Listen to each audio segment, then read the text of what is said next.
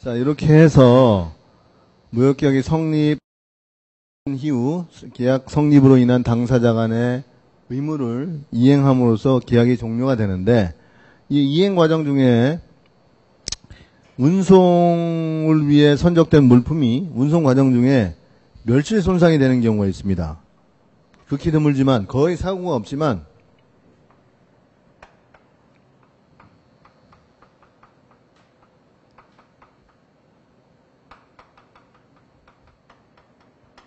선적된 물품이 멸실 손상되는 경우에 당사자가 합의한, 이 무역거래 당사자가 합의한 정형거래 조건, 이 무역계약에서 합의한 CIF나 FOB와 같은 이러한 정형거래 조건에 의해서 요 멸실 손상에 대한 손해 귀속을 위험이라고 합니다. 이 손해가 누구에게 귀속되느냐가 달라집니다.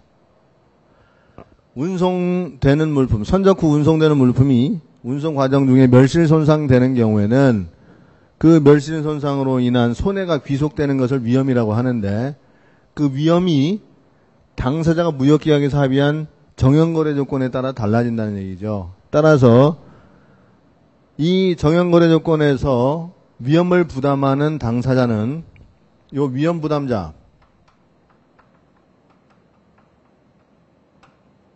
위험을 부담하는 자는 수출상 또는 수입상 중에 한 사람입니다. 통상 수출상 또는 수입상 중에 한 사람이 위험을 부담하는 당사자는 보험계약을 체결해야 되는 거죠. 이 위험을 회피하기 위해서 보험회사, 이를 다른 말로는 보험자라고 하죠. 보험자하고 보험계약을 체결합니다. 자, 보험계약도 역시 마찬가지로 보험 청약, 보험 좀 들어주세요. 오케이, 승낙으로서 보험계약이 성립하고, 보험료를 내면, 보험회사에 보험료를 내면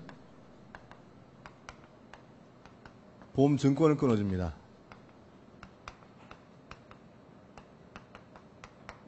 보험증권을 끊어준다는 거죠. 자, 이와 같이 이 보험증권에 의해서 보험이 부보된 경우 운송 중 물품이 멸실 손상하는 사고가 발생하면 그로 인한 손해를 보험회사가 보상해 준다는 겁니다. 자, 이렇게 무역계약은 무역거래 당사자의 물품의 선적에 따른 운송, 그 물품에 대한 대금을 지급하는 대금 지급, 그리고 운송 중에 물품의 멸실 손상에 대비해서 보험을 부부하는 이 세 가지 운송보험 결제에 의해서 이행이 되는 거죠. 이행이 정상적으로 이루어지게 되면 계약은 종료하게 되는 것이고, 무역계약 이행 과정 중에 물품에 하자가 있다든지 계약의 이행을 종료할 수 없는 이런 사유가 발생하게 되면 클레임이 발생하고, 클레임을 수용하면 끝나지만 수용 못하면 결국 중재로서 분쟁을 해결하게 되는 겁니다. 실무상 이렇게 흘러들어가는데, 이와 같은 실무를 무역거래를 하는 당사자 사이에 이루어지는 사실상 국제거래거든요. 국제거래이다 보니까 결국 이 나라 법이나 이 나라 법을 따르지 않고 무역거래 당사자들이 관행적으로 양자의 합의에 의해서 준용해오는 자기들의 법률관계, 권리의무관계에 적용하는 국제무역규칙들이 있습니다. 그 무역규칙들이 필수적으로 무역실무에 포함이 될 수밖에 없는 거죠. 자, 이와 같이 무역계약을 체결할 때 CIF와 같은 또는 FOB 같은 이런 정형거래 조건이라고 하는데요.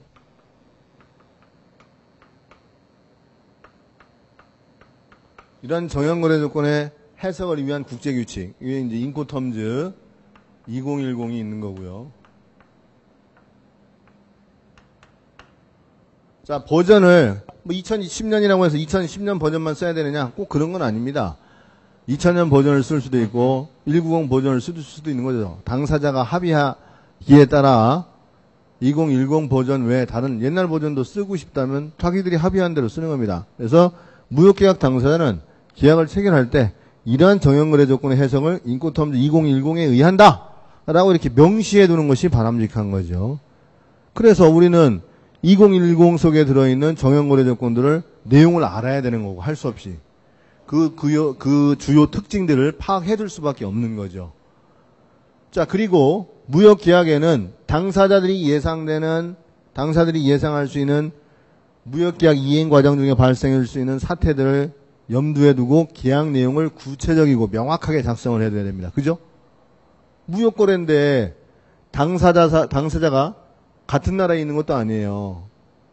서로 다른 나라에 있기 때문에 일단 합의한 내용이 없으면 당사자 간 권리 의무 내용을 파악하기가 힘들어지기 때문에 반드시 합의 내용을 구체적이고 명확하게 작성을 해둬야 되는데 합의가 안 돼 있는 경우가 있다는 겁니다. 합의가 안 돼 있는 경우. 그런 경우에 우리 같은 경우는 CISG라고 하는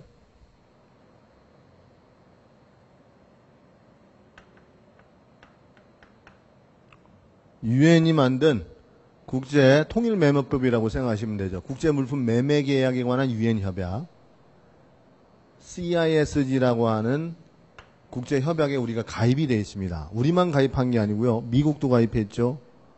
독일도 가입했죠. 중국도 가입했죠. 이런 가입국들이 80국 정도 됩니다. 80국.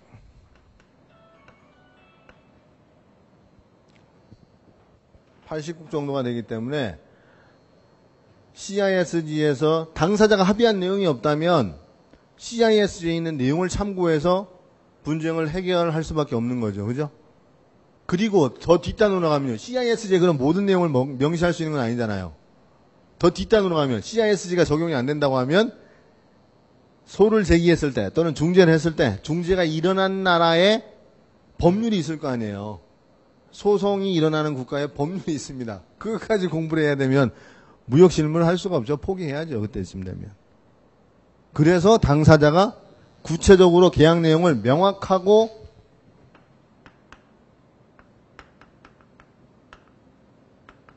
구체적이고 명확하게 약정하는 게 중요합니다. 안 돼 있다고 하면 일리 가겠지만 이게 있으면 여기로 갈 일이 적어지는 거죠. 안 가야지 되는 겁니다. 당사들이 예상할 수 있는 모든 내용들을 구체적이고 명확하게 약정해 놓는 게 필요하다라는 겁니다. 자, 그럼 이렇게 무역계약이 성립되면 청약과 승낙으로 성립한 무역계약에 적용되는 인코텀즈 2010이나 CISG 같은 규칙들을 우리가 공부 안 할 수가 없는 거죠. 시험도 출제가 여기에서 상당한 비중으로 많이 이루어지고 있기 때문에 할 수 없습니다. 안 할 수가 없어요. 나오는 거를 안 보고 그냥 시험을 보겠다라는 거는 자살행위인 거죠. 그래서 CISG에 있는 내용을 대부분 여러분이 이해하기는 어려운 내용들로 되어 있지만 이해하고 답안을 쓸 수 있는 정도까지 연습을 해 두셔야 된다는 겁니다. 이 인코텀즈 2010도 마찬가지입니다. 여기서 문제가 나오면 비교적 쉽죠. 인코텀즈 자체가 내용상 어렵지 않기 때문에 일정한 매도인과 매수인의 10가지 의무를 열거하고 있는 형태이기 때문에 규칙을 쉽게 파악할 수가 있어요. 어떤 조건이다라고 만 공부한 분이면 그 내용을 생각해낼 수가 있어요. 그 정도로 규칙적으로 만들어놨습니다. 그러니까 CISG는 규정 자체가 100조에 이르는 방대한 분량인데다 내용도 어려워요. 사실상. 하지만 우리가 시험 보는 목적으로 출제 교수님들이 출제를 하고 있기 때문에 신경을 써서 교재에 정리되어 있는 것만큼은 충분히 숙지를 하고 계셔야 된다. 이렇게 이해를 하시면 되겠습니다. 무역계약. 자, 그러면 무역계약이 체결된 이후에 물품을 선적하고 그에 대한 대금 지급을 하는 부분에 있어서 이와 같이 신용장 방식에 의해서 대금 결제를 한다면 신용장 거래에 관련된 국제규칙이 있습니다. 자, 이걸 우리가 UCP라고 하는데 UCP 600이 있는 거죠. 자, UCP 600이 있고요. 화환신용장 통일규칙이라고 하는 겁니다. 이 UCP 600을 역시 비중을 두어서 충실히 공부해 두셔야 되고 기존의 기출문제도 상당히 많이 나왔습니다. 그 다음에 UCP 600에 따라 은행들이 아까 여기 낸 서류 있잖아요. 운송서류를 포함한 기타 서류들을 은행들이 심사를 합니다. 왜냐하면 은행들이 신용장을 발행해서 신용장에서 요구한 서류들을 심사를 해서 심사 결과 신용장 조건과 일치하는지 여부를 판단해서 일치하는 경우만 서류를 수리합니다. 그리고 돈을 줘요. 일치하지 않으면 수리 거절권을 행사해서 돈을 안 줍니다. 그럼 그 심사 기준이 되는 거는 UCP 600에 있는 규정들이 되는 거고, 1차적으로는 UCP 600에 없는 규정들도 은행 실무 관행상에 있는 거죠. 그거를 모아놓은 게 있습니다. 그거를 ISBP라고 하는 겁니다. International Standard Banking Practice라고 하는 국제 표준 은행 관행인 거죠.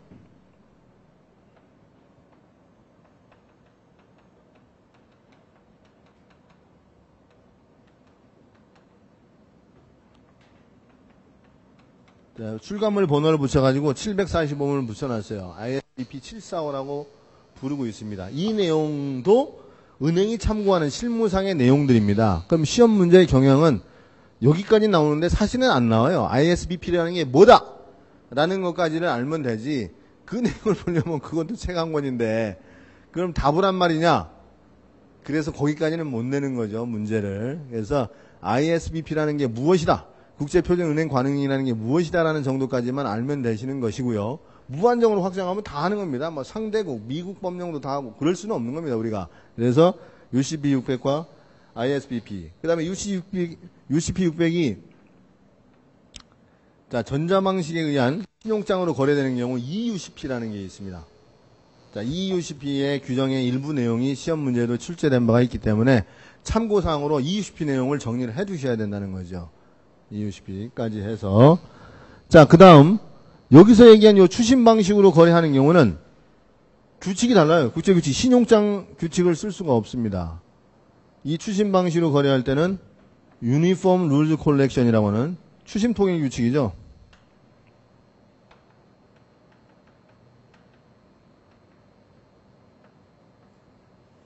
추심 통일 규칙, URC라고 하는 추심 통일 규칙을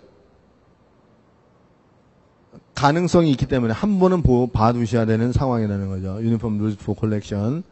추심이 어떻게 이루어지는지, 추심 당사자 간의 권리 의무 관계, 이런 기본적인 내용들은 알고 계셔야 되고, 규정에는 일부 내용도 여러분들이 이해를 하고 계셔야 됩니다.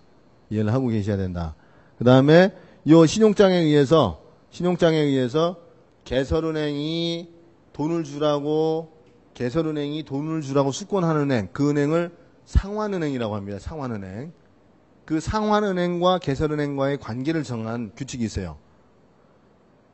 은행 간 신용장 대금 상환에 관한 통일 규칙이 있습니다. URR이라고 하는 규칙이 있는데 그 내용까지 나오지는 않습니다. 그러나 그런 규칙이 있다는 정도는 알고 계셔야 됩니다. 교재에는 내용이 들어가 있지만 그런 내용들도 참고 삼아 정리를 해두고 계셔야 된다는 거죠. 이것이 무역결제, 무역대금 결제에 관련된 규칙들입니다. 시험 출제 빈도도 상당히 높은 편이기 때문에 꼭 제가 정리해 두어야 된다고 하는 부분들을 해 두셔야 됩니다.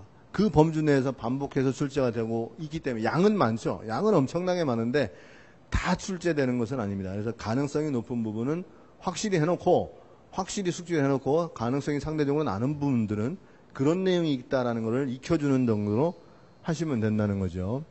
자, 그 다음으로는 운송에 관련해서 이와 같이 운송에 관련해서 운송 소리가 나오는데, 운송을 할 때는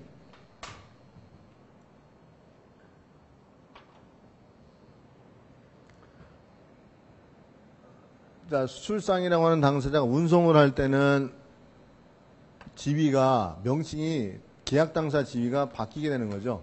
송화인이라는 건 영문으로 하면 쉬퍼라고 합니다. 쉬퍼. 보낼송, 물품 하자에서 물품을 보내는 사람. 선적인. 쉬퍼는 선적인이잖아요. 그죠? 선적인. 송화인이 운송회사인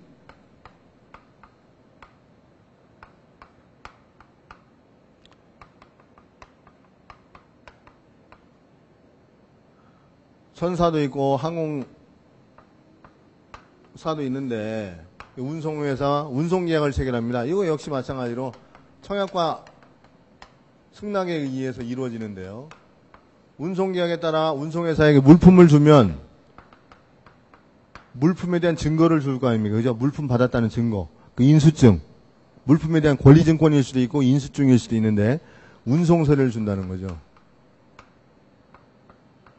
운송계약에 따라 물품을 운송회사에게 인도하면 운송에서는 물품을 받았다는 증거 서류이자 운송 계약 내용을 포함하고 있고 또 그 물품에 대한 권리를 나타내는 서류. 이런 서류가 바로 대표적인 운송 서류가 BL이거든요.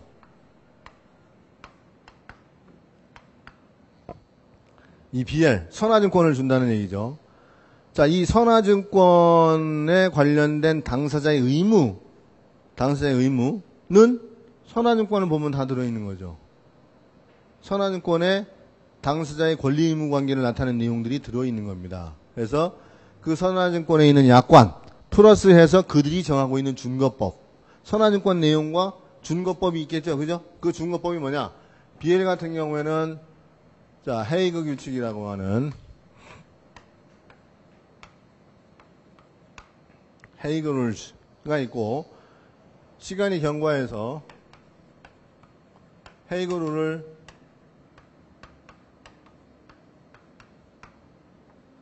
비스비 룰이라고 하는 것에 의해서 붙여서 헤이그 룰을 개정을 해서 헤이그 비스비 룰 또는 그냥 비스비 룰 이렇게 부릅니다. 세 번째로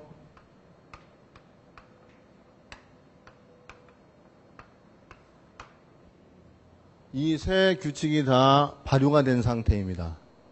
발효가 돼서 선화증권의 약관으로서 선화증권의 준거법으로서 준용이 되고 있다는 거죠. 그래서 우리가 이 내용을 할 수 없이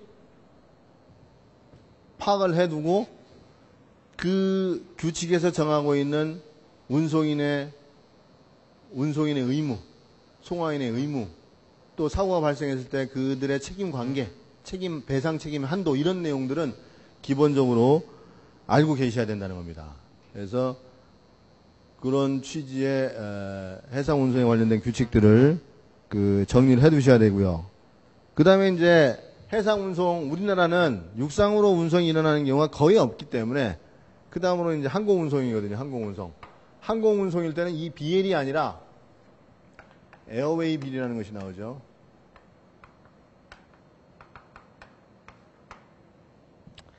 항공 운송의 경우에는 에어웨이 빌이라는 게 나오는데 항공 운송이 실질적으로 많이 이루어집니다. 항공 운송이 많이 이루어지기 때문에 항공 운송에 따른 당사자의 권리 의무 관계는 역시 항공 운송장에 들어있는 거죠. 그러나 그 항공 운송장에서 준용하고 있는 그 규칙들이 있어요. 그래서 대표적인 게 바르샤바 조약이라고 하는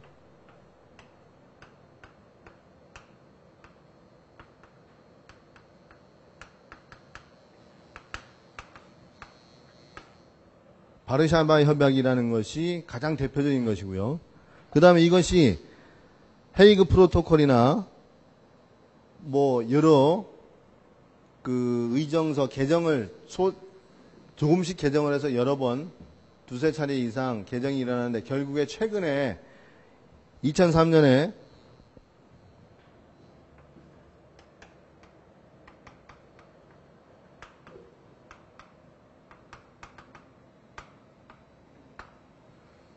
몬트리올 컨벤션에 이르기까지 이 몬트리올 컨벤션은 바르샤바 컨벤션 이후에 내려오는 몇 차례 수정이 있었던 국제 항공운송에 관한 국제협약이 있습니다. 그거를 다 통틀어서 묶어가지고 정리를 했습니다. 그렇기 때문에 그 내용을 일부는 아셔야 돼요. 저걸 100% 다 아실 필요는 없습니다만 저 중에 항공운송인의 의무, 책임, 송화인의 의무, 책임 이런 내용과 항공운송인이 사고가 났을 때 얼마까지 배상해주나 이런 내용 정도는 알고 계셔야 된다는 겁니다. 알고 계셔야 된다.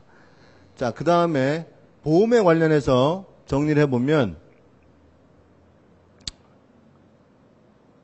여기가 너무 좀 번잡하죠? 여기 부분인데요. 자, 보험에 관련해서 보험증권이 있습니다.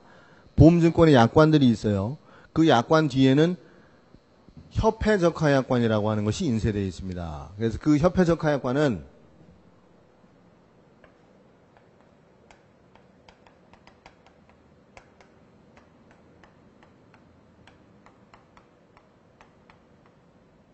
자, 이게 1982년에 개정된 것을 신협회적하약관이라고 불러왔습니다, 우리가. 그래서 신협회적하약관을 계속 썼는데, 영원한 건 없잖아요. 완벽히 영원한 게 어디 있겠습니까? 시간이 지나면 현실하고 규정은 떨어지게 마련인 거죠. 그래서 ICC를 2009년에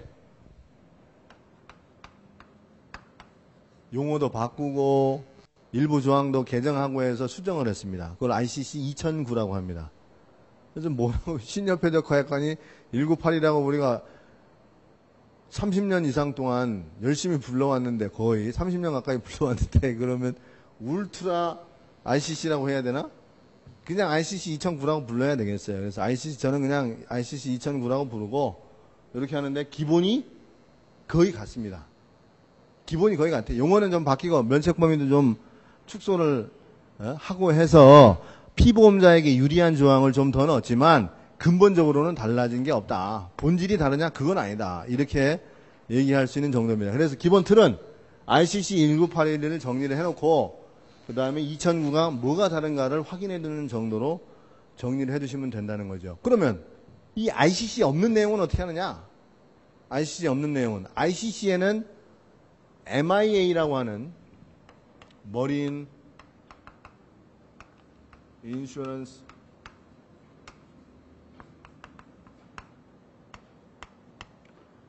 해상보험법입니다. 영국의 해상보험법. 영국의 해상보험법이 준거법으로 ICC에 들어가 있습니다. 해상보험법이.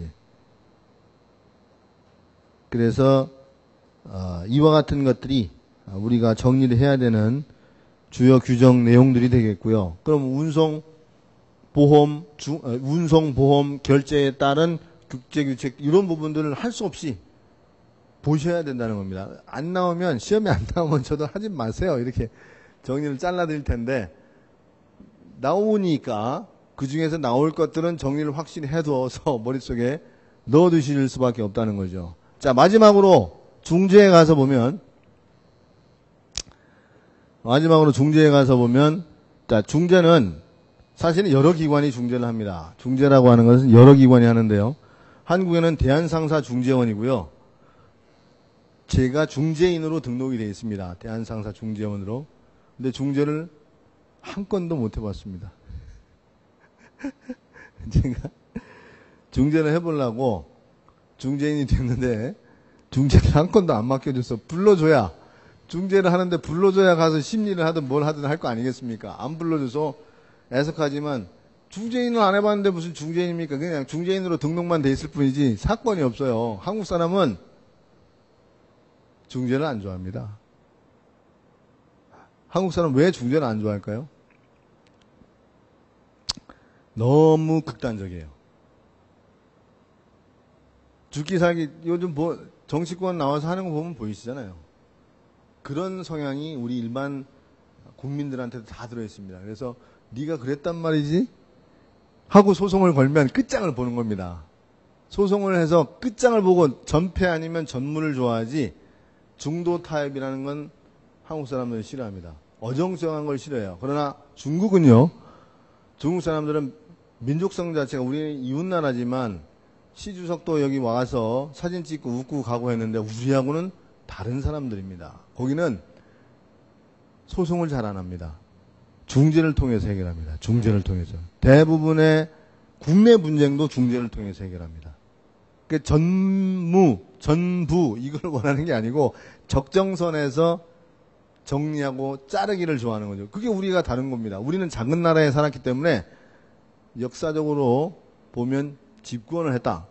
그러면 상대편을 어떻게 했습니까? 역사가 보면 다 밀어냈잖아요. 도륙, 오어 다 밀어내서 귀양, 이런 게 절치부심 하고 있다가 다시 리턴하면 번터중루에서 또 다시 밀어내고 이런 역사를 많이 했기 때문에 한 번 잡았을 때 끝을 보는 성격이 있는 것 같아요. 제 사견입니다. 그렇기 때문에 중재를 잘 좋아하지 않고 활용도가 낮습니다. 그래서 그 여파로 인해서 제가 중재인이 됐어도 중재를 한 번도 못했다는 거죠. 제가 전문부장은 뭐겠습니까? 국제무역, 관세, 뭐 이런 거거든요. 그럴 거 아닙니까? 그죠? 그쪽으로 분쟁이 발생이 안 되는 걸 중재인이 돼 있어 봐야 분쟁이 생겨야 가서 심리를 할 텐데 못 한다는 겁니다. 그러나 무역거래에서는 실제로 분쟁을 해결하는 가장 실효적이고 현실적인 방법이 중재이기 때문에 국제 무역거래 관련된 중재들이 꽤 많이 일어나는데 그 전 단계에서 대부분이 해결이 되는 거죠. 왜? 상대방하고 거래를 계속하고 있는데 상대방 얘기를 안 들어주는 10% 감액하겠다는데 안 들어준다. 그러면 거래처가 날라는 겁니다. 나머지 90도 못 먹어요. 그렇기 때문에 웬만하면 억셉트를 하는 거죠. 갈라선다는 생각을 하지 않으면 중재를 할 수가 없는 거예요. 갈라선다. 너하고는 거래처로서 끝이다. 라고 정리를 하는 정도가 됐을 때 중재를 나설 거 아닙니까? 그래서 굉장히 이용률이 낮은 겁니다. 책에서 우리가 공부를 하고 중재라는 좋은 제도가 있구나 하지만 현실은 활용률도 낮고 이용도도 낮다라는 겁니다. 비용도 소송보다는 싼 것은 분명하죠. 그러나 소송보다 싼 건 분명하지만 싸지는 않습니다. 그냥 뭐 쉽게 이용할 수 있는 수준은 아니에요. 그러다 보니 활성화는 안 되고 있다. 그건 우리나라 국민들의 또 기업들의 특성과 정서상 적정한 선에서 중재로 잘라서 손해를 어느 정도 감수하고 이익도 어느 정도 적당히 관리하는 이런 수준의 결말을 좋아하지 않기 때문에 그런 거죠. 그래서 중재를 하는 경우에는 중재 판정이 내려지면 우리나라에서 중재를 했던 타국에서 중재를 했던 중재 판정이 내려지면 그 상대방 국가에 강제 집행을 할 수가 있습니다. 강제 집행을 할 수 있다는 얘기는 그 판결문 정본을 번역을 해서 사법부에 갖다 내면 그 판결을 사법 판결처럼 인정해서 집행명령을 내준다는 거죠. 그 강제 집행을 할 수가 있다는 거예요. 그래서 중재의 강점이 한 나라의 중재 판정을 받았으면 이걸 다른 나라에서도 승인 및 집행을 할 수가 있다. 그걸 하기 위한 협약이 있습니다. 그건 이제 뉴욕 협약이라고 하는 거죠.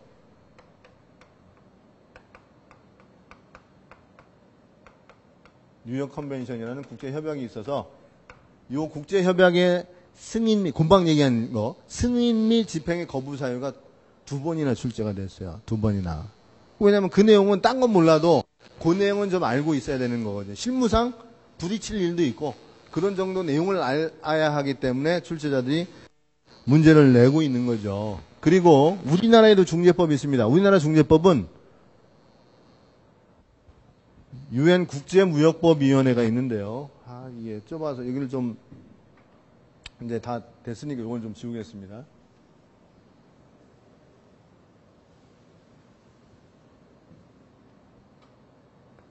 유엔의 국제무역법위원회.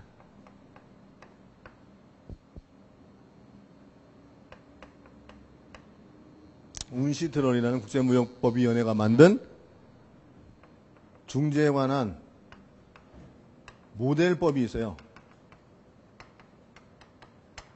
자, 세계 각국 수없이 많은 200여 개국들이 있는데 이들 간에 중재라는 이슈를 가지고 통일적인 법령을 만드는 방법이 2가지가 있을 거예요. 중재 관련된 협약을 하나 만들어 놓고 가입을 다 시키는 겁니다. 200개국이 가입을 하면 그 협약이 그들 나라의 헌법 규정에 따라서 신법, 그죠? 법률과 같은 효력을 가지고 구속력 있게 되겠죠. 그죠? 그럼으로 인해서 통일되는 방법이 하나가 있고 하나는 모델법을 만드는 겁니다. 모델법. 이 법을 모델법이라고 만들어 놓으면 각국이 그걸 보고 자기들 법령으로 법제화를 하는 거예요. 후자의 방식인 거죠. 이 중재 모델법을 따라서 우리가 한국이 중재법을 개정을 했습니다. 한국 중재법의 모델이 된 법이 운시트럴의 중재 모델법이다라는 거죠. 그리고 각 중재를 수행하는 각 기관들이 중재 규칙이 있어요. 대한상사중재원의 중재 규칙이 있듯이 ICC도 중재 규칙이 있어요. 운시트럴도 중재 규칙이 있어요. 근데 그걸 우리가 공부할 필요는 없습니다. 그것까지 하면 머리가 터져버리죠. 이게 무역실문지, 국제거래법규, 사법시험에 국제거래법이라는 시험 과목의 일부가 있는데 그 내용이 이걸 다 공부하는. 여기서 지금 얘기한 파란색으로 쓴 법령 부분만 공부하는 거예요. 법령 부분만. 그러면 아니 무역실무만 내지 왜 국제거래법규에 관련된 걸 내느냐. 그 출제자들한테 따지세요. 제가 얘기할 건 아니고. 그래서 저는 나오고 있기 때문에 이걸 해야 된다고 말씀을 드린 거고 정리를 해드릴 수밖에 없다는 겁니다. 전체 흐름 다시 정리하면 이와 청약과 승낙에 의해서 무역계약이 성립하고 계약 내용대로 이행하기 위해서 물품을 선적 그리고 그에 따른 대금 결제가 이루어지는데 선적된 물품이 운송 과정 중에 멸실 손상되는 위험을 회피하기 위해서 무역거래 당사자 중 어느 한 당사자가 보험회사하고 보험계약을 체결하고 보험료를 내면 보험증권을 받게 된다. 이렇게 해서 무역계약이 이행이 되고 이런 무역계약이 당사자 보기에 아무 이상이 없으면 계약 내용대로 계약이 종료가 된 겁니다. 이행이 다 됐기 때문에 종료가 된 거죠. 그러나 하자가 발생하는 경우 클레임이 발생하는 거고 클레임을 수용하지 않는 예외적인 지극히 예외적인 경우가 나오면 중재 등에 의해서 분쟁을 해결하게 된다. 그래서 각 단계별로 나타나는 국제 무역 규칙들을 공부하는 게 무역 실무 과목에 이런 실무적인 내용 플러스 국제 무역 법규를 같이 공부하는 게 무역 실무 과목에 무역 법규라는 내용은 없지만 출제 경영에 비추어 본 가장 합리적인 방법이다라는 겁니다. 가장 합리적인 방법이다. 그래서 그렇다고 해서 무역 규칙만 갖다 놓고 들들들 외운다고 해서 합격하실 수 있는 게 아닙니다. 실무 내용을 모르시면 또 그 무역 규칙을 쓸 수가 없어요. 무용지물이에요. 그 무역 법규를 사법시험에서 공부하는 분들이 시험 목적으로 봤을 거 아니에요. 봐도 무슨 내용인지 모른다니까 그냥 시험 목적으로 외우는 것일 뿐이지. 하지만 여러분들은 이 무역 실무가 얼마나 중요하냐? 시험에 합격하는 데도 중요하지만 나중에 관세사로서의 업무를 잘 하시기 위해서 여러분들이 실무 프랙티스를 강하게 할 수 있으려면 무역 실무적인 지식이 많으셔야 돼요.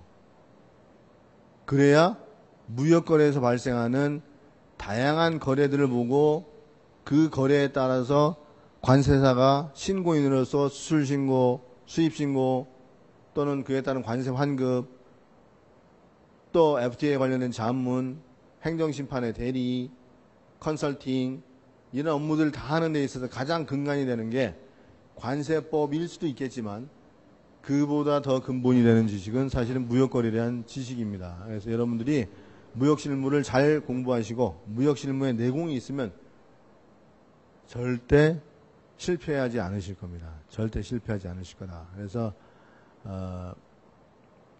무역실무 과목을 공부를 열심히 하시고 그 바탕에 쌓인 내공을 가지고 여러분들이 관세사로서 실무를 하는데도 남하고 차별화될 수 있는 그런 영역을 만드실 수가 있습니다.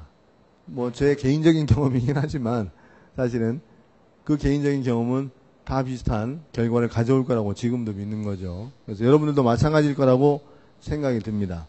자, 이렇게 해서 무역거래 전체 개요에 대한 부분은 정리를 했습니다. 그러면 본론으로 들어가서 지금 책이 제가 원래 이제 2007년 판 책이 있었는데 사실 강의를 안 하고 떠난 몸이기 때문에 제가 미련이 있는 것도 아니고 책을 개정을 할 수도 있지만 해달라는 요구도 있었고 책만 개정해 주시면은 제가 강의를 열심히 하겠습니다 하는 사람도 있었어요. 그래서 개정하려고 했는데 이게 제 책은 남의 책을 보고 베껴서 쓴 책이 아니에요. 뭐 이렇게 얘기하면 제가 10여 년 동안 강의를 하면서 쓴 책이기 때문에 제가 다 쓴 거예요. 실제로 제가 다 쓴 책이기 때문에 편제라고 쓸 이유가 없고 그 다음에 제가 물론 무역실무를 공부해서 제가 쓴 책이지만 내용적으로도 충실도를 2007년 기준으로 높여놨기 때문에 개정은 안 하고 있었습니다. 개정이 돼 있었으면 여러분 분들이 있었겠죠. 그러나 그는 후배들에게 길을 터준 사람의 입장에서 그걸 써서 시장에 참여하는 것도 그렇고 해서 아예 절필이죠. 일종의 절필하고 안 썼습니다. 근데 이제 부득이 제가 다시 해야만 되는 사태가 생겨서 다시 책을 손을 봤는데 이제 진행이 좀 늦어져서 아마도 금월 7월이죠. 7월이니까 금월 중에는 나오겠네요. 나오니까 그렇게 알면 되실 것 같고요. 좀 불편을 드려서 죄송한데 일단 프린트로 한두 회 정도 프린트로 수업을 하셔야 될 것 같습니다. 그래서 받으신 프린트를 보시면 무역의 개념 이게 전체 편수로 보면 요건 좀 지우겠습니다. 4개의 편으로 구성이 되어 있습니다. 제1편은 무역의 기초편이고요. 지금 오늘 보는 부분은 무역의 기초편입니다. 그 다음에 2편이 무역계약의 성립이겠죠. 3편은 무역계약의 이행이겠고 4편은 무역계약의 종료로 되어 있습니다. 구조가. 자, 그렇게 되다 보니까 무역의 기초는 1편 무역의 기초는 이렇게 보시는 것처럼 무역의 개념에 대한 부분하고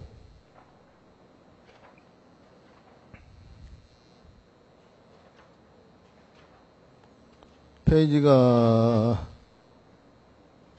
53페이지 정도 되죠. 53페이지. 54페이지 보시면 무역거래 과정으로 되어 있습니다. 크게 두 분야로. 그래서 사실 여기서 나오는 문제들이라고 하는 거는 기존에 출제된 문제들 맨 뒤에 보시면 일단 뭐가 출제되는지 한번 보셔야 되니까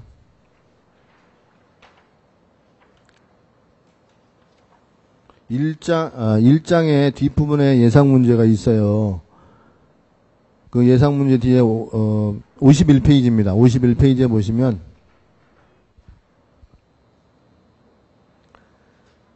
중개무역의 정의에 대한 부분을 묻는 문제, 수출실적의 범위, 수립인정의 대상, 2004년도 문제거든요. 그래서 사실은 무역실무의 대무역법과 외국환 거래법이 포함이 되어 있습니다. 이게 2010년도부터 이렇게 포함이 됐는데 사실 이때는 포함도 안 됐는데 대무역법 내용을 어느 출제자가 내신 거예요. 이것만 이례적으로 이런 출제가 된 거죠. 그 다음에 그 밑에 있는 것도 2006년도에도 수입물품 원산지 판정 기준, 이게 대무역법에 있는 내용이거든요.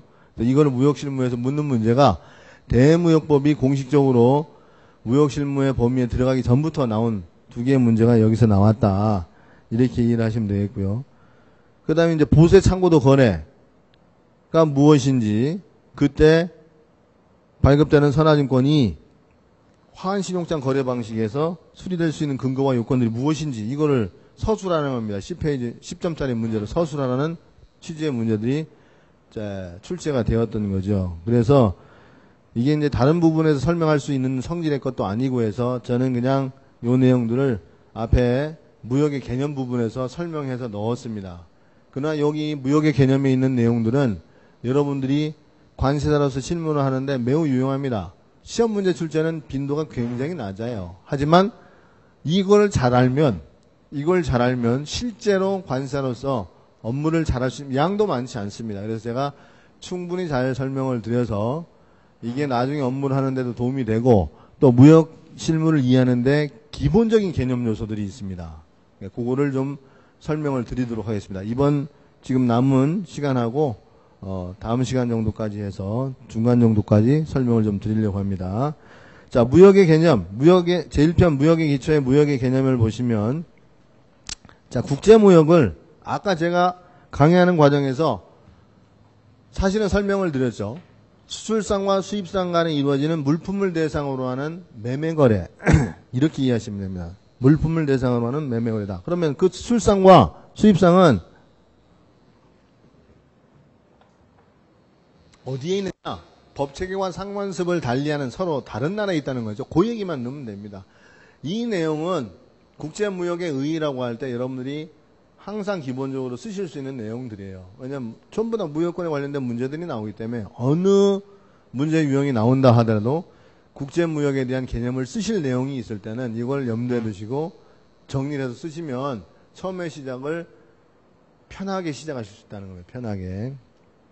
그래서 무역의 개념 12페이지 정리를 하신 건데 뒤에 보시면 여러 내용이 많이 있습니다. 우리가 이 책이 상하권으로 되어 있는데요. 양이 많아요. 그래서 이거를 뭐 한 4개월도 좀 힘들고 5개월 정도 강의를 하면 찬찬히 다 해드릴 수가 있습니다. 그러나 그럴 필요는 없잖아요. 바쁜 세상에. 그래서 제가 보기에 여러분이 보시는데 그냥 봐도 이해할 수 있는 내용은 제가 설명을 드릴 필요는 없어요. 여러분들이 이해하기 힘든 부분들만 시험에 집중 출제될 수 있는 부분들을 중심으로 제가 설명을 드리고 또 나중에 실무상 필요하다 이런 부분들을 설명을 드리고 진행하는 걸로 하겠습니다. 그래서 13페이지에 보시면 여러분이 아셔야 되는 것은 무역의 특수성. 무역은 일반적인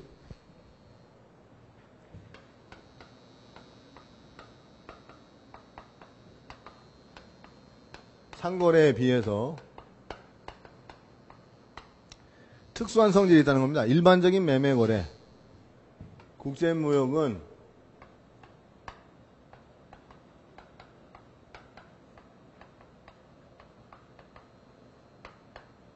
특수하다는 것은 이 일반 매매 거래에 비해서 특수한 성질이 있다는 것을 얘기를 하는 거죠.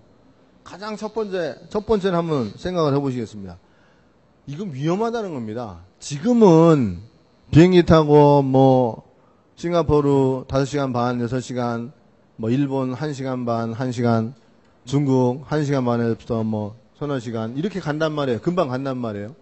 근데 사실 무역은, 국제무역은 항공편이 나오기 전부터 선박을 통해서 이루어졌기 때문에 무역을 하는 사람들은 살지 죽을지 모르고 무역을 했던 겁니다. 그래서 배가 들어오면, 내가 물건을 샀는데 배가 들어오면 성공을 하는 거고, 배가 안 들어오면 난 망하는 거예요. 이렇게 무역을 해왔습니다. 그렇게 위험하다는 거죠. 뭐가 위험하냐? 첫 번째, 운송 중에 수많은 배에 화물을 싣고 운송을 하고 있는데 운송 중에 배가 침몰해버리면 거래 자체는 못하는 거죠. 운송 중에 선박이 침몰해서 멸실손상할 위험, 화물이 멸실손상할 위험, 그래서 수출상 또는 수입상에게 손해가 끼쳐질 위험이 있는 거고요. 항공편도 마찬가지입니다. 두 번째로는요, 거래 상대방하고 내가 거래를 하기로 했는데 그게 우리나라에 있지 않고 상대국에 다른 나라에 있다 보니까 그 상대방이 거래를 하고 물건을 수출하기로 했는데 물건을 만들어서 수출 안 할 수도 있어요. 돈만 받아먹고. 그 다음에 물건을 수출했는데 대금을 떼어먹을 수도 있는 겁니다. 이게 항상 있는 위험인 거죠. 그리고 가까우면 오메가메 돈 줘요 하는데 해외에 있으니까 방문하기도 힘들고, 이런 위험성, 이거를 묶어서 상업위험이라고 합니다. 수출상이 수출하고 돈 못 받을 위험, 대금 회수 불능의 위험이 있고, 수입상 입장에서 볼 때는 대금을 줬는데 상품을 입수 못할 위험이 있는 거죠. 이런 걸 묶어서 상업위험이라고 한다. 자, 그 다음에 이런 거래 상대방에 의해서 빚어진 위험, 상업위험 말고도 비상위험이라는 게 있습니다. 비상위험은 말 그대로 거래 상대국이 전쟁이라든지 내란이라든지 이런 비상사태에 들어가서 거래가 중단될 수 있습니다. 상대국에 있는 나의 거래 상대방은 거래를 하고 싶어 해요. 그러나 정부가 통제를 합니다. 그럼 물건 실 수가 없는 거, 배를 막았는데 어떻게 물건이 나갑니까? 은행을 다 폐쇄해버렸어요. 대금을 주고 싶어요. 수입상이. 돈이 못 나가는 사정이 있다는 겁니다. 이거를 비상위험이라고 묶어서 얘기합니다. 비상위험. 자, 그 다음에 국제무역거래는 내 나라 통화 아니면 다른 나라 통화로 해야 되고, 우리같이 힘없는 나라는 우리나라 통화를 못 써요. 달러화를 써야 됩니다. 유로화를 써야 됩니다. 국제거래가 되는 통화를 써야 된다는 거죠. 그런 통화가 아니면 바꿔야 됩니다. 바꾸면 돈을 바꾸는 환율이 시시각각으로 변동하죠. 내가 지금 계약을 체결해서 물건을 수출하고 받는 돈은 지금 그 돈을 받아서 바꾸면 이익이 남아요. 근데 환율이 달라졌습니다. 2, 3개월에 물건을 만들어 수출했더니 환율이 달라져서 물건을 선적하고 대금을 받았는데 바꾸니까 환율이 달라져서 손해를 본다는 겁니다. 대신에 올라가서 이익을 볼 가능성도 있는 거죠. 이걸 묶어서 환율 변동의 위험이라고 하는 겁니다. 기타의 위험은 뭐가 있겠어요? 문화도 다르죠. 법체계도 다르죠. 상관습도 다 다릅니다. 다 다르다 보니까 같은 계약서를 써놨어요. 근데 나는 계약서를 보고 물품을 언제까지 인도해 주는 걸로 이해를 했는데 상대방은 물품을 언제까지 인도하는 걸 이해 안 할 수도 있는 겁니다. 그게 왜요? 문화가 다르니까 같은 내용을 넣고 달리하는 해석이 얼마든지 존재할 수 있기 때문에 이걸 묶어서 기타의 위험이라고 하는 거죠. 이런 거를 다 묶어서 이와 같은 위험한 무역거래를 통해서 대한민국이 성장을 해왔다는 겁니다. 그 다음으로는요, 무역거래는 대부분의 물동량이 해상운송을 통해서 운송이 됩니다. 항공운송의 물량도 굉장히 많이 늘어났습니다만 생활기초, 필수품, 원자재, 기계류 이런 것들은 대부분 다 해상운송을 통해서 운송이 이루어집니다. 그러나 고가품, 사치품 이런 것들은 항공운송을 통해서 운송이 이루어지죠. 해상운송 물량이 늘어난 만큼 항공운송도 늘어나는 겁니다. 그래서 어쨌든 주력은 해상운송을 통해서 무역이 이루어진다. 그 다음에 이 국제무역이라고 하는 것은 산업하고 깊은 연관성이 있습니다. 그래서 무역이 원료를 수입하고 제품을 만들어서 상품을 또 해외로 보내죠. 이런 방식으로 해서 배분 기능을 활성화시키고요.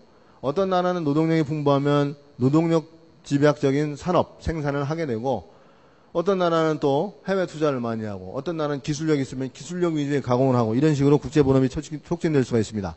무역거래가 활성화되면 역시 고용이 늘어나는 건 당연한 거죠. 무역거래 관련된 일들도 일자리가 많습니다. 물동량이 일어나면 운송회사, 그 다음에 무역회사 직원, 은행에 들고 다니는 여직원 서부터 다 늘어나게 되는 거죠. 근데 이제 전자방식에 의해서 하다 보니까 그 인력이 늘어나는 효과는 좀 제한적이긴 하지만 이와 같이 고용 촉진 효과도 있습니다. 그 다음에 무역거래는 아까 얘기했던 것처럼 수출국과 수입국 서로 법체계와 상관습이 다르니까 이들 사이에 약정을 해놓고 이 약정을 해석하고 합의한 내용이 없으면 해석해서 결론을 내려야 되는데, 그러기 위해서는 국제적인 상관습이 대단히 많이, 아까 말씀드렸던 거 크게 보면 CISG, 인코텀즈, UCP 600 다 상관습인 겁니다. 크게 보면 그게 상관습이 법제화되어 있는 거죠. 무역규칙화되어 있는 거죠. 그 다음에 국제무역은 아까 말씀드렸던 것처럼, 자, 무역계약 하나의 이행을 위해서, 물품을 인도하기 위해서 운송계약을 해야 되죠. 운송계약 과정 중에 물품이 멸실 손상할 수 있습니다. 그거 막으려면, 그거 위험을 회피하려면 보험계약을 체결해야 됩니다. 그리고 무역대금을 결제하면 은행을 통해서 송금 의뢰할 때도 송금 신청서 있죠. 그게 뭡니까? 계약이에요. 그게 계약입니다. 송금 신청서를 내서 돈 보내주세요 라는 계약이죠. 계약을 해놓고 글리 안 보내고 딴 데로 보내면요, 달라고 할 수 있는 거잖아요. 내가 보내달라고 한 그 계좌에 안 넣고 딴 계좌에 넣으면 돌려달라고 할 수 있는 겁니다. 왜? 내가 신청서를 냈으니까 그 신청서를 근거로 해서 거기 안 들어갔으면 다 돌려내라고 하는 거죠. 이게 바로 금융계약인 겁니다. 그래서 운송계약, 보험계약, 금융계약이 수반하는 특징이 있다. 그 다음에 무역거래 목적물은, 불특정물이란 건 뭡니까? 특정물에 반대되는 개념이죠. 특정물이라는 거는 예를 들어서 어느 화가의 유명한 예술 작품 하면 그건 특정물입니다. 그 특정물은 하나밖에 없어요. 그 물품을 인도하는 계약은 특정물 계약이라고 합니다. 그러나 무역계약은 대부분 이와 같은 품질의 시계 1000개 하면 동종 동질 수준의 품질 물품 1000개면 되는 거지 1년번호를 따지는 건 아닙니다. 이런 거를 불특정물이라고 하는 거죠. 그리고 계약 체결 당시에 물품이 존재하는 것이면 현물이라고 합니다. 계약 체결할 때 무역계약을 했는데 현재 존재하는 물품을 계약으로 하면 현물계약, 장래에 물건을 만들어서 납품할 것이면 선물계약이라고 하는데 대부분 장래에 물건을 만들어서 납품하는 거죠. 자, 이와 같이 무역거래 특성은 꼭 알아두시고, 무역거래 관련해서 답안을 쓰실 때는 이런 내용을 기본적으로 써야 될 상황이 있어요. 그러면 다 풀어서 쓰시든 요약해서 몇 줄의 문장으로 요약해서 쓰시든 내용은 이건 알고 계셔야 되는, 무역의 정의, 상관습의 특성은 알고 계셔야 되는 내용이다. 자, 그 다음에 2절로 가면 무역의 분류로 가시죠. 무역의 분류는 읽어보시면 되는데, 여기서 여러분들이 중요하신 건 19페이지부터 앞에 부분은 다 읽어보시면 아실 수 있는 쉬운 내용들입니다.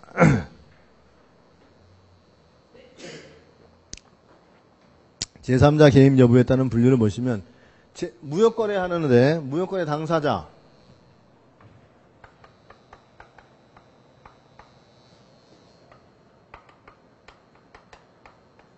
이 수출상과 수입상 간에 무역계약을 하는데, 이 무역계약을 하는데 여기에 제3자가 개입하는 경우도 있겠죠. 개입 안 하면 직접 인도하고 상품 인도하고 대금 결제를 하는 겁니다. 직접 인도하고 대금 결제를 한다. 이게 바로 직접 무역인 거죠. 그런데 이 사이에 제3자가 끼어서 제3자 역할이 중개인일 수도 있고요, 중개인일 수도 있고요, 스위처일 수도 있고요. 다양한 거죠. 누군가 껴서 역할을 한다고 하면 그거를 간접무역이라고 하는 겁니다. 간접무역. 왜 끼겠습니까? 요 제3자가 이런 분야에 있어서 더 잘할 수 있는, 또는 정보가 더 있기 때문에 끼는 거죠. 그래서 직접무역과 간접무역은 기본 개념으로서 구분하는 거지 시험 문제에는 나올 가능성은 적습니다. 하지만 그 기본 개념은 여러분이 아셔야 되기 때문에 제가 설명을 드리는 거죠. 직접무역은 자기들끼리 직접 거래를 하니까 생각해 보세요. 좋은 점이 뭐가 있겠습니까? 직접 거래를 하니까 상대방이 원하는 걸 내가 직접 다 알아요. 그러니까 시장 정보가 정확한 거죠. 그 다음에 무역 업무를 내가 직접 핸들링하고 통제를 직접 합니다. 그러니 나갈 돈도 적은 거죠. 그 세 가지가 장점이 되는 겁니다.